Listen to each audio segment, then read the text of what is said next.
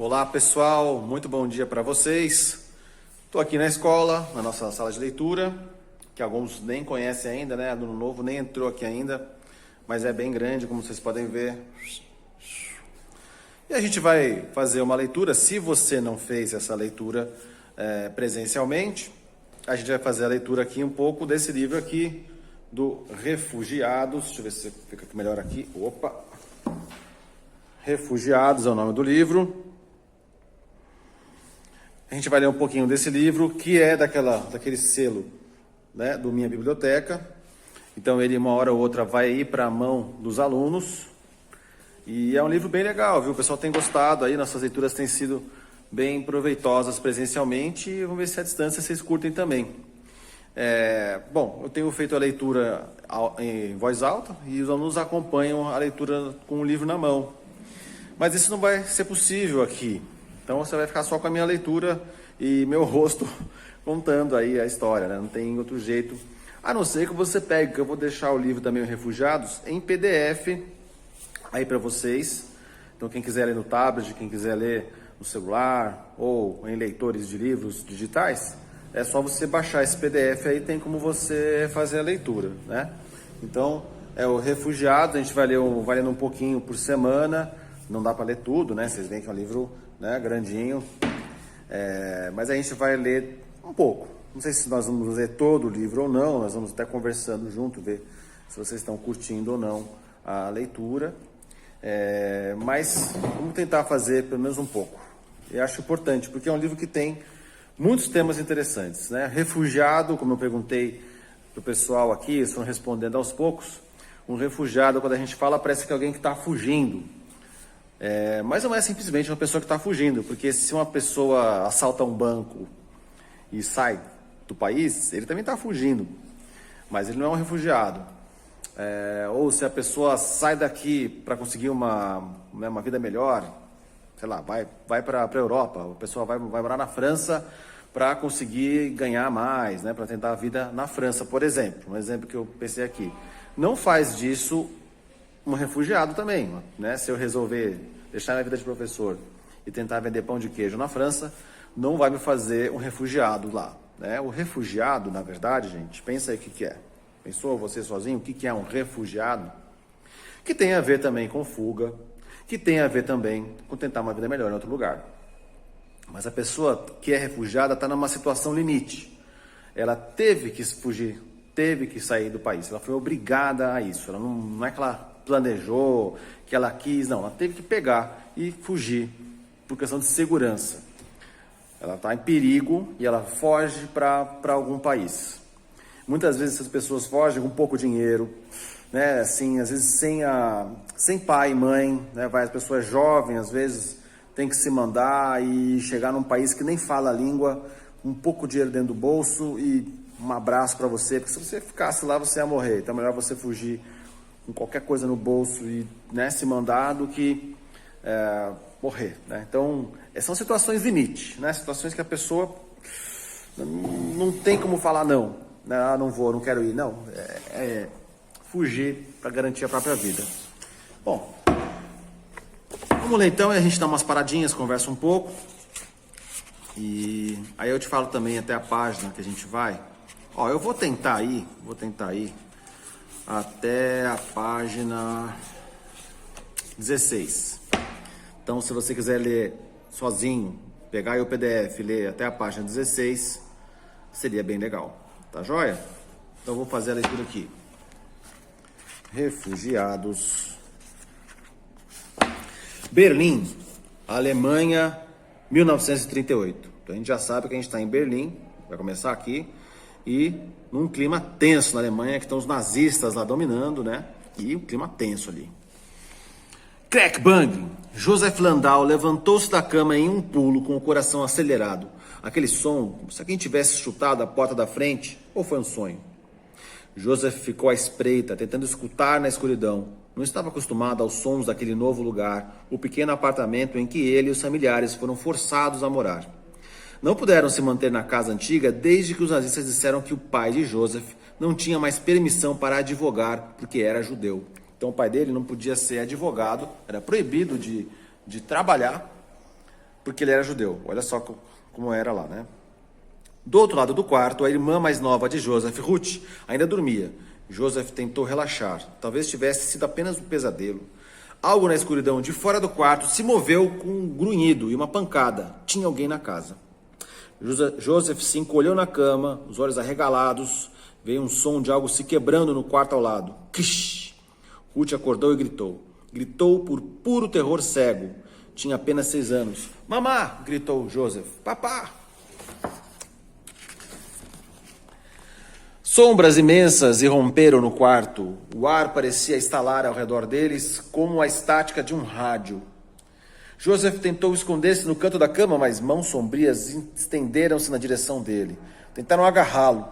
Ele gritou ainda mais alto que a irmãzinha, abafando sua voz. Ele chutou, se debateu em pânico, mas uma das sombras agarrou seu tornozelo e o arrastou, seu rosto virado para a cama. Tentou segurar-se nos lençóis, mas as mãos eram fortes demais. Joseph ficou tão assustado que se molhou, o líquido quente espalhando-se em seu pijama. Não, gritou Joseph, não. As sombras o jogaram no chão. Outra sombra agarrou Ruth pelos cabelos e a estapeou. Fique quieta, gritou a sombra, e jogou Ruth no chão ao lado de Joseph. O choque calou Ruth, mas apenas por um momento. Em seguida, ela chorou com mais intensidade e ainda mais alto. Chiu, Ruth, chiu, implorou Joseph, e ele a tomou nos braços e a envolveu em um abraço protetor. Fique quietinha. Eles se encolheram juntos no chão, quando as sombras ergueram a cama de Ruth e a jogaram contra a parede. Crash! A cama quebrou-se em pedaços. As sombras rasgaram fotos, arrancaram gavetas das cômodas e jogaram roupas para todo lado. Quebraram abajures e lâmpadas. Joseph e Ruth ficaram grudados, apavorados e com o rosto molhado de lágrimas. As sombras agarraram-nos de novo e os arrastaram para a sala de estar. Jogaram os dois no chão mais uma vez e acenderam a luz da sala. Quando se acostumou à luminosidade, Joseph viu os 7 estranhos que invadiram sua casa. Alguns deles usavam roupas normais. Camisa branca, com mangas enroladas, calça cinza, touca de lã e marrom, botas de couro. Mas a maioria usava camisa marrom e braçadeira vermelha, com a suástica da Sturmbannführung. Acho que é assim que fala, né? Alemão é difícil. As tropas de assalto de Adolf Hitler. Então estavam lá as tropas de assalto do Adolf Hitler que estavam invadindo essa casa aí, né? A mãe e o pai de Joseph também estavam lá, deitados no chão, aos pés dos camisas marrons. Joseph, Ruth! Gritou Mama quando os viu. Ela avançou na direção das crianças, mas um dos nazis agarrou sua camisola e a puxou para trás. Aaron Landau, disse um dos camisas marrons para o pai de Joseph. Aaron Landau, o senhor continuou a advogar, mesmo com a proibição da prática aos judeus, segundo a lei da restauração do Serviço Civil de 1933. Pelo crime contra o povo alemão, você será levado à prisão em caráter preventivo. Joseph olhou para o pai em pânico. Isso tudo é mal entendido, disse papá. Se vocês apenas me dessem uma chance para explicar. O camisa marrom ignorou o papá e maneou a cabeça para os outros homens. 2 dos nazistas fizeram o pai de Joseph se erguer e o arrastaram na direção da porta. Não, gritou Joseph. Ele precisava fazer alguma coisa. Ficou em pé, em um pulo, agarrou o braço de um dos homens que carregavam seu pai e tentou afastá-lo. 2 outros homens puxaram Joseph e o seguraram enquanto ele lutava contra eles. O camisa marrom, no comando, riu. Olhe para este aqui, disse ele, apontando para o pijama molhado de Joseph. O garoto se mijou. Os nazistas riram e o rosto de Joseph queimou de vergonha. Ele se debateu nos braços dos homens, tentando se libertar. Vou ser homem em breve, Joseph disse a eles. Eu vou ser um homem em 6 meses e 11 dias. Os nazistas riram de novo. 6 meses e 11 dias, disse o camisa marrom. Isso nem conta. O camisa marrom, de repente, ficou sério. Talvez seja a hora de levarmos você para um campo de concentração, também como seu pai. Não, gritou Mama. Não, meu filho só tem 12 anos, é um menino, por favor, não. Ruth agarrou a perna de Joseph e chorou. Não leve ele, não leve ele. O camisa marrom franziu a testa diante do barulho e deu um aceno indiferente para os homens, que carregavam Aaron Landau. Joseph viu seu papá ser arrastado aos sons dos soluços de Mama e do choro de Ruth. Não se apresse tanto em crescer, garoto, disse o camisa marrom a Joseph. Logo voltamos para te buscar. Os nazistas bagunçaram o restante da casa de Joseph, quebrando mobília, estilhaçando prato, rasgando cortinas. Saíram tão de repente quanto entraram, e Joseph, e sua irmã e sua mãe ficaram de joelhos, encolhidos e juntos no meio da sala. Por fim, depois de os três terem chorado tudo que podiam chorar, Raquel Landau levou as crianças para seu quarto, arrumou a cama e ficou abraçada com Joseph e Ruth até o amanhecer. É bom a gente saber que campo de concentração, nem todo mundo sabe o que é um campo de concentração. Você está com um tablet aí, pode até pesquisar.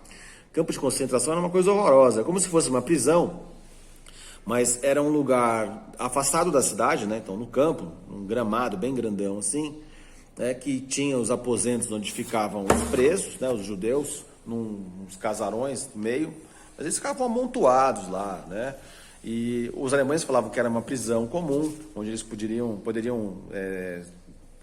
ser alimentados, né, serem reformados, né, com muitas aspas, e que faziam exercício físico, essas coisas todas. Mas era mentira, né? Eles tratavam muito mal os judeus ali, deixavam às vezes sem comer as pessoas durante muito tempo. Então você vê fotos, né, sobre esse período e sobre os campos de concentração, eles estão só pele e osso, vocês veem assim, só tem pele e osso, né? E faziam coisa pior, torturavam eles, batiam muito.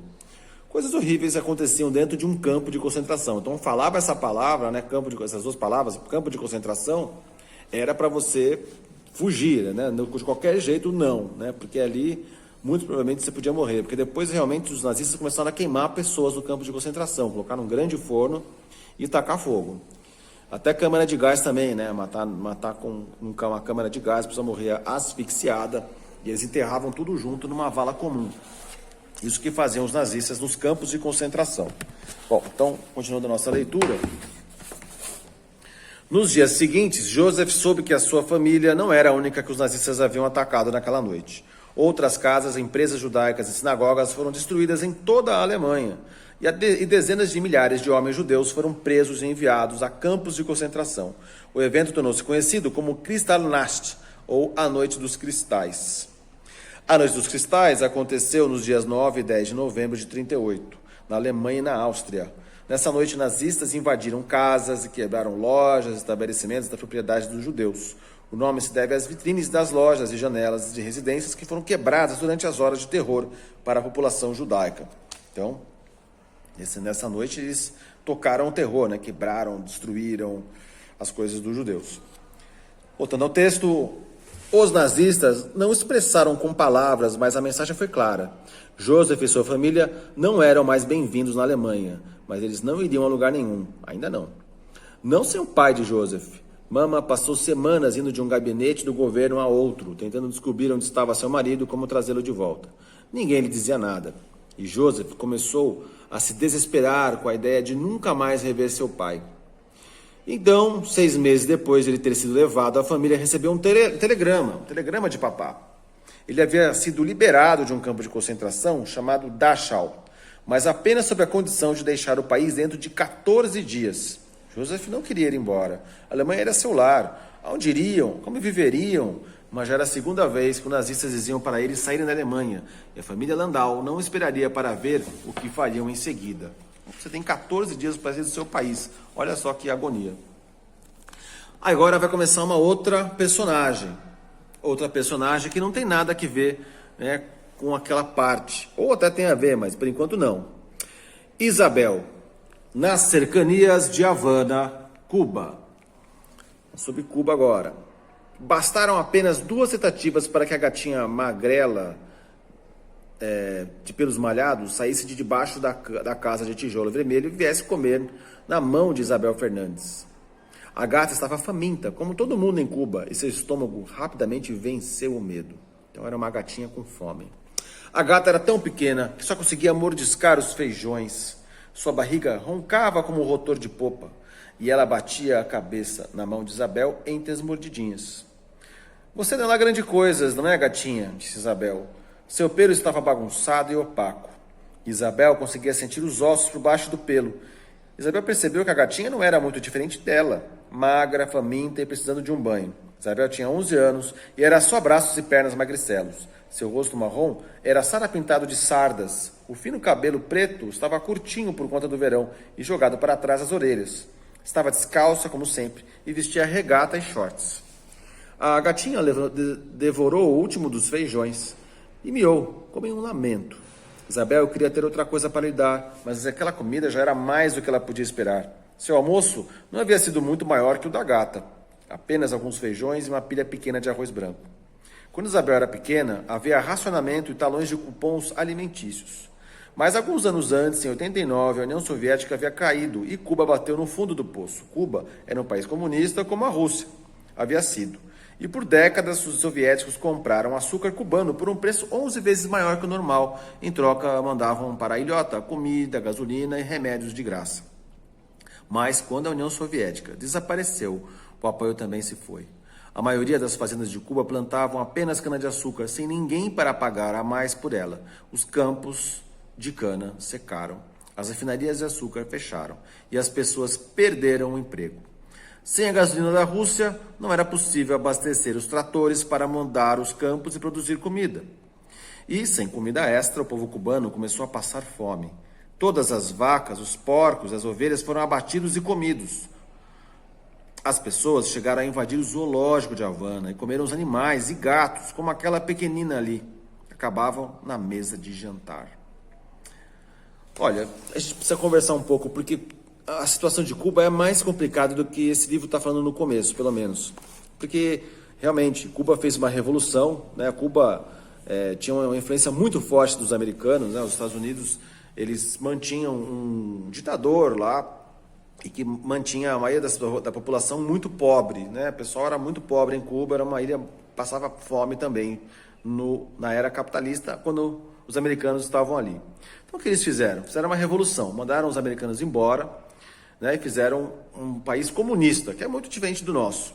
Conversa um pouco longa, mas fizeram um outro governo, outro tipo de governo, e com muitos problemas também e tudo mais. Mas os americanos, claro, eles fizeram um outro tipo de guerra também, eles fizeram um embargo, colocaram um embargo em Cuba. Embargo, gente, é quando um país coloca certas limitações com relação a outro país. Então os americanos proibiram de fazer comércio com Cuba. O governo americano proibiu qualquer americano de fazer comércio com Cuba. Então os cubanos não podiam vender para nenhum americano e também não podiam comprar nada deles. E, por outro lado, também, qualquer outro país que fosse aliado dos americanos tinham que seguir essa mesma prática. Não podia comercializar nada com Cuba. Então, você imagina uma ilha pequena que ficou isolada, né? A maioria dos países são próximos aos americanos, então ninguém podia comercializar. A Cuba ficou sozinha ali. Para quem que ela ia vender? Claro, para os parceiros comunistas, que tinha a União Soviética, que tinha a China, entre outros países. E aí, Cuba conseguiu sobreviver dessa maneira, comercializando dentro da ilha e também com esses países, né? Principalmente com a União Soviética, que era uma coisa muito grande, né? Quando a União Soviética caiu, mesmo a Rússia não é comunista desde 94, aí Cuba ficou sem ter com quem comercializar, pelo menos daquela maneira que comercializava antes. E aí realmente o povo passou fome, né? Então essa história que está sendo contada, realmente tem gente que passou fome em Cuba, uma certa época foi muito ruim mesmo, é muito triste, né, o que eles passaram lá. Então é isso, vamos continuar a ler aqui. Mas ninguém comeria aquela gata. Você será nosso segredinho, sussurrou Isabel. Ei, Isabel, disse Ivan, dando um susto nela. A gata saiu disparada para baixo da casa. O vizinho Ivan era um ano mais velho que Isabel. Ele e Isabel eram amigos desde que ela conseguia se lembrar. Ivan tinha a pele mais clara que a de Isabel, com cabelos escuros, encaracolados, usava sandália, shorts, uma camisa de manga curta de botão e um boné bordado com a letra I. O logotipo da equipe de beisebol de Havana, Os Industriales. Ele queria ser jogador profissional de beisebol quando crescesse. E jogava tão bem que aquele não era um sonho maluco. Ivan sentou-se no chão da terra ao lado de Isabel. Olha, encontrei um pedaço de peixe morto na praia para a gata. Isabel encolheu-se com o cheiro, mas a gatinha voltou correndo, comendo avidamente da mão de Ivan. Ela precisa de um nome, disse Ivan. Ivan dava nomes para tudo. Cães vira-latas, que perambulavam pela cidade, sua bicicleta, até a luva de beisebol. Que tal Jorge, ou Javier, ou Lázaro? São todos nomes de meninos, comentou Isabel. Sim, mas são todos jogadores dos Leões. E ela é um leãozinho. Os Leões eram o apelido dos industriais. Ivan, o pai dele, chamou da casa ao lado. Preciso da sua ajuda no barracão. Ivan levantou-se. Tenho que ir, estamos construindo uma casa de cachorro, disse ele, antes de sair correndo. Isabel balançou a cabeça. Ivan pensava que conseguia enganá-la, mas Isabel sabia exatamente o que ele e o pai estavam construindo no barracão. E não era uma casa de cachorro, era um barco para navegar até os Estados Unidos. Isabel tinha medo de que os castilhos fossem pegos. Fidel Castro, o homem que governava Cuba como presidente, primeiro-ministro, não permitia que ninguém deixasse o país, especialmente para ir aos Estados Unidos. El Norte, como os cubanos chamavam, o norte. Se alguém fosse pego tentando ir de barco para El Norte, Castro mandava para a cadeia. Ela sabia disso porque seu pai tentou e ficou na cadeia por 1 ano. Isabel notou que o pai e o avô estavam indo para a estrada na direção da cidade para ficar na fila da comida. Ela pôs a gatinha de volta no esconderijo e correu para buscar o trompete em casa. Isabel amava acompanhar as viagens a Havana para ficar em uma esquina e tocar trompete em troca de pesos. Nunca ganhava muito, não porque não fosse boa, como a mãe gostava de dizer, Isabel conseguia tocar e afastar as nuvens da tempestade do céu. As pessoas sempre paravam para ouvi-la e acompanhavam a música, batendo palmas ou com os pés. Mas só quem conseguia lhe dar pesos eram os turistas, visitantes do Canadá, da Europa, do México. E desde que a União Soviética havia desmoronado, a única moeda que a maioria dos cubanos tinha eram os talões que eram carimbados nas lojas quando se retirava a comida. E os talões de ração alimentícia eram bem inúteis, de qualquer maneira. Não havia comida suficiente, com ou sem talão. Isabel alcançou o pai e o avô e em seguida se separou deles, no Malecón, a ampla avenida que se curvava ao longo da mureta do mar no porto de Havana. De um lado da avenida ficavam blocos de casas e lojas pintadas de azul bebê, verde, amarelo e rosa. A pintura estava descascando e os prédios eram antigos, desgastados, mas ainda pareciam grandiosos para Isabel. Ela parou na Via Larga, onde todos em Havana pareciam se exibir. Mães carregavam bebês em slings, casais beijavam-se embaixo das palmeiras, artistas de rua tocavam rumba em guitarras e tambores, garotos revezavam-se nos mergulhos no mar. Turistas tiravam fotos. Era o lugar favorito de Isabel em toda a cidade. Isabel jogou um velho boné de beisebol no chão para o caso de um dos turistas realmente ter um peso para dar. Levou um trompete aos lábios. Quando soprou, os dedos apertaram umas notas que ela sabia de cor. Era uma salsa que costumava tocar, mas dessa vez ela ouviu além da música, além do ruído dos carros e caminhões no Malecón, além das pessoas falando enquanto passavam, além do estrondo das ondas contra a mureta lá atrás. Isabel tentava ouvir a clave além da música, a batida misteriosa, oculta dentro da música cubana, que todos pareciam ouvir, menos ela. Um ritmo irregular que cobria a batida regular como o palpitar do coração embaixo da pele. Por mais que tentasse, nunca tinha ouvido nem sentido aquela batida. Tentou, naquele momento, ouvir intensamente as batidas do coração de Cuba em sua música. O que ela ouviu em vez disso foi o som de vidro se quebrando. Por hoje foi isso a nossa leitura. Espero que tenham curtido aí. E até a próxima, já está longa a aula, né? Um abração aí. Falou, gente. Boa semana.